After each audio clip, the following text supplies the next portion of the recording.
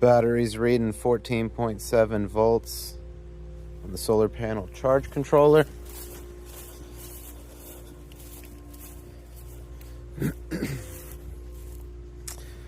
I have this 100 amp hour power safe battery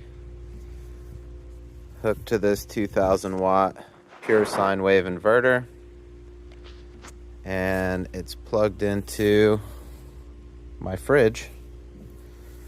We'll see if it can kick it on.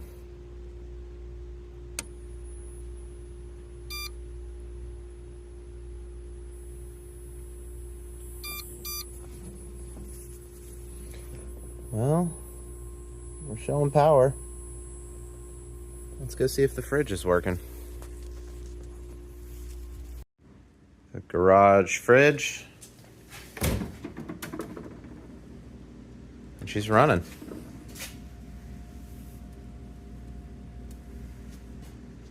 Let's see how it does.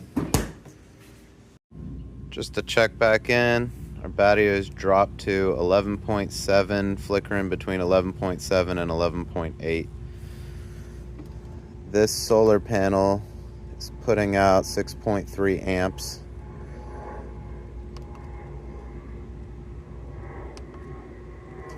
So I guess we'll see how long can we hold the load.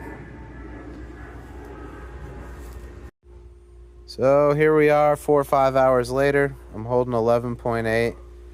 It's not bad. I've seen over 12 today when the compressor on the fridge is shut off, and it drops back down into the high 11s when the compressor comes on. I'm gonna let it run overnight and see what we end up with. Also, I'd just like to say I got this gel battery here and a couple little lithium batteries. I don't know what I'm gonna do with them yet, but we'll see what happens.